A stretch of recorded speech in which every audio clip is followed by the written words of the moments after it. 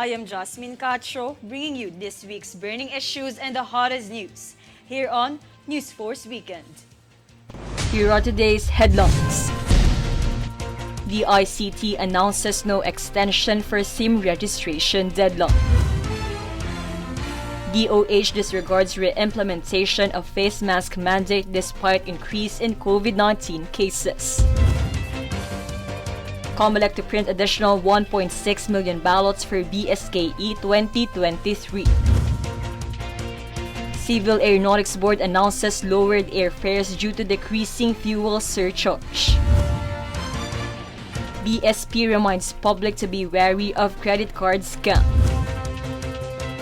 SWS survey shows half of Filipino families received assistance in the last quarter of 2022. Fair and balanced news. Comprehensive reports that will take you to the heart of the action. This is News Force Weekend. For this week's top story, the Department of Information and Communications Technology, or DICT, confirmed that the April 26 deadline for the registration of SIM cards will not be extended. With just a few days before the deadline, the DICT encouraged everyone to register their SIM cards, citing the responsible use of SIMs and the provision of law enforcement agencies with the necessary tools to crack down on SIM-related crimes as mandated by the law.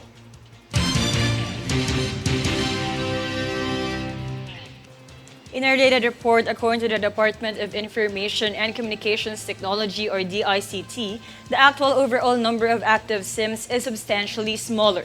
DICT claims that the published SIM card count is inaccurate since it includes SIMs that are being used in frauds. The number is roughly 100 million and approximately 78 million registered users, or 78%. The ICT Secretary Ivan John Uy encourages people to take the deadline seriously as the department believes that people have a bad habit of expecting extensions.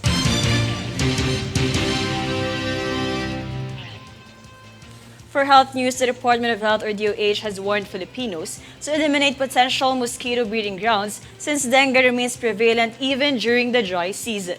DOH Officer in Charge and Undersecretary Maria Rosado Vergeire noted that dengue is endemic in the Philippines, so it can strike the country at any time regardless of the season or month.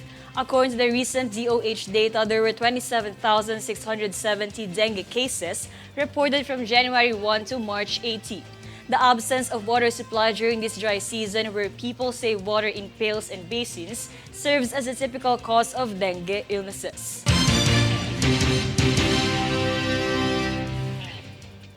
For COVID-19 updates, despite the rise in COVID-19 cases, the Department of Health, or DOH, does not intend on reinstating the face mask restriction even after the country's positivity rate rose from 6.9% to 7.6% in the recent weeks. DOH Officer in Charge and Undersecretary Maria Rosado Vergeire pointed out that one of the reasons for the rise in cases could be the opening of many economic sectors, adding that nothing is currently being discussed about this concern.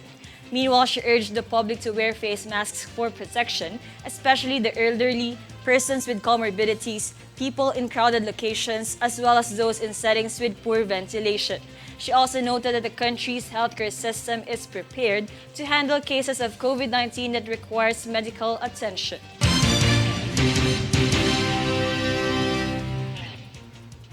Moving on, the Commission on Elections, or COMELEC, will print an additional 1.6 million ballots starting this May in light of the Barangay and Sangguniang Kabataan elections, or BSKE, on October. Additionally, COMELEC Chairman George Garcia stated that they are currently preparing to train people in August who will serve as members of the electoral boards. Garcia noted that the Elections Commission is almost fully prepared for the upcoming BSKE 2023 on October 30.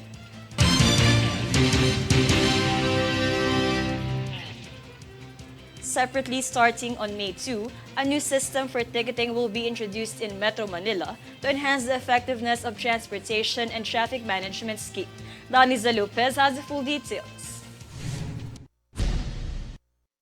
As part of the new system that will start to roll out on May 2, drivers who violate the traffic code in Metro Manila will be able to settle their fines using digital payment platforms, or e-wallets. Additionally, a special ticketing gadget will be provided to traffic enforcers, allowing motorists to pay their fines on the spot when caught violating the rules.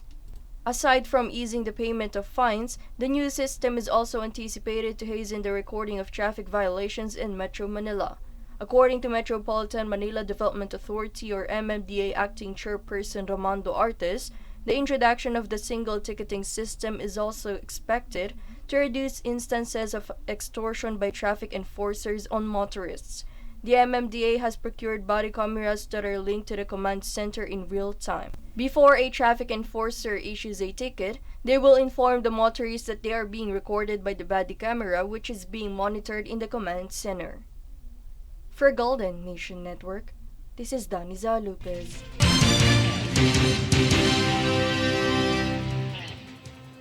In line with the affordable driving lessons implemented by the Land Transportation Office or LTO, Secretary J.R. Tugado declares the removal of medical exam in the list of requirements for driver's license. Jade Buhoy for the full report. According to Land Transportation LTO Chief J.R. Tugade, the medical examinations are no longer required for getting a driver's license. It is based on the revised Memorandum Circular 2021-2285 or Supplemental Implementing Rules and Regulation of Republic Act 10930, stating that the agency will no longer require periodic medical examination or PME since it does not contribute to factors affecting road accidents. Additionally, Tugade clarified that licenses issuing 5 and 10-year validity shall only be required to submit PME 60 days prior to or on the specified renewal date. Furthermore, the LTO chief stated that their agency is working on the initiatives that will ease the expenses of public upon driver's license registration and renewal. For Golden Nation Network, this is Jade Buhoy.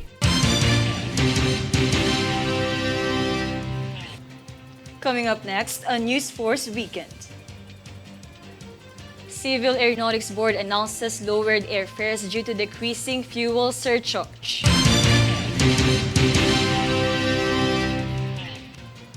President Marcos Jr. confident Philippines will not experience rice crisis, still open for imports in case of shortage.